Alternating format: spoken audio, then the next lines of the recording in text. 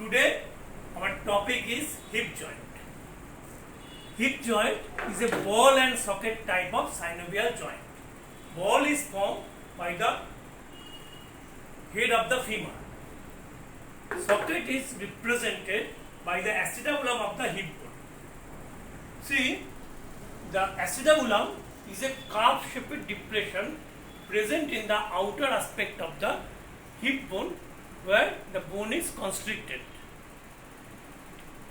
This acetabulum is divided into two parts. One is articular part, another is non-articular part. Articular part is covered by the articular hyaline cartilage. This is the coronal section of the hip joint. This is the articular part of the acetabulum. It is covered by the hyaline cartilage. And this is the non-articular part. The articular surface is known as the lunate surface, and this non-articular part is known as the acetabular fossa. This is the acetabular fossa.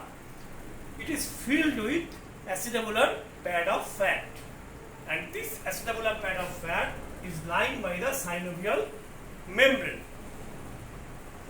The margin of the acetabulum is sharp and gives attachment to the acetabular labrum. Below, the margin is deficient, and this deficient area is known as the acetabular notch. Two ends of the acetabular notch gives attachment to the transverse acetabular ligament. Now the head of the femur. It is about 2/3 of a spear and is covered by the articular hyaline cartilage. So this is the hyaline cartilage covering the head of the femur. But this articular cartilage is absent near the center of the head, known as the fovea or pit. This is the fovea or pit. It receives attachment to the ligamentum teres femoris. Now the head and the shaft is connected by an elongated neck. The neck is about 5 cm long and makes an angle with the shaft, known as the neck shaft angle. And this angle measures about 125 degree in case of adult. So this elongated neck and the neck shaft angle allows the free movement of the femur away from the pelvis. There will be no obstruction during the movement of the femur. Now, the ligaments of the joint. First of all, the capsular ligament or the fibrous capsule. This capsular ligament envelops the joint. This is the fibrous capsule. It has a proximal attachment to the acetabulum or hip bone and distal attachment to the femur. Proximally, it is attached very close to the acetabular margin.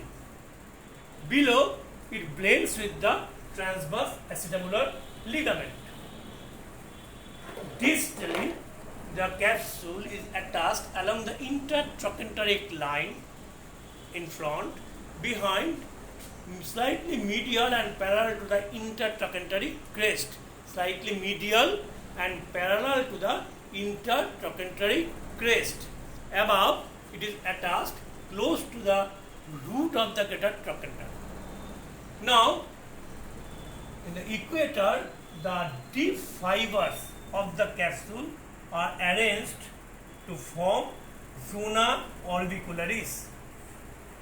From the intertrochanteric line, some fibers of the fibrous capsule reflected along the anterior surface of the neck of the femur, and these fibers are known as the retinacular fibers, and these retinacular fibers conveys blood vessels, the retinacular vessels, to the neck and head of the femur. Next, the synovial membrane. Synovial membrane is a specialized connective tissue membrane. It lines the inner surface of the fibrous capsule, intracapsular part of the neck of the femur, but does not beyond the attachment of the attachment of the articular cartilage. It ends at the margin of the articular cartilage, and it also covers the acetabular labrum and acetabular pad of fat. Also, it covers the ligamentum teres femoris as a conical reflection. So, again I repeat, this synovial membrane covers the inner surface of the fibrous capsule, intra-articular part of the femoral neck, acetabular labrum, acetabular pad of fat, and the ligamentum teres femoris. Next, acetabular labrum. It is a fibrocartilaginous ring, triangular on cross section. So, in corner section it is triangular. It is attached along the raised margin of the acetabulum. What is the function of the acetabular labrum? It just depends the socket to make the hip joint more stable. Next, the transverse acetabular ligament. I have already mentioned the two ends of the acetabular notch are connected by this transverse acetabular ligament. It gives attachment to the base of the ligamentum teres femoris, and also lower part of the capsule of the hip joint, the capsule of the hip joint is attached or merges with the transverse acetabular ligament. Next, ligamentum teres femoris. It is a triangular fold. It is an apex and base. Apex is attached to the fovea of the head of the femur. It is the head of the femur, and below the base is attached to the transverse acetabular ligament.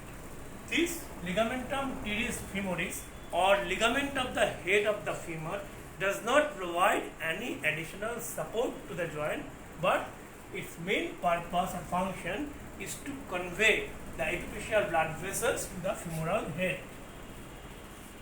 Now, three important ligaments. One is iliofemoral, one is pubofemoral, and another is ischiofemoral ligament. This is a frontal view. So, iliofemoral and pubofemoral ligaments can be seen from front, and from the posterior view you can see the ischiofemoral ligament. This iliofemoral ligament, one of the strongest ligament of the body, it provides extra support of the capsule from anterior aspect and prevent the anterior dislocation of the head of the femur. It is an inverted Y-shaped ligament. It has a stem and medial band and lateral band. Stem is attached to the anterior inferior iliac spine. This is the anterior superior iliac spine, this is the anterior inferior iliac spine. So this is the anterior inferior iliac spine.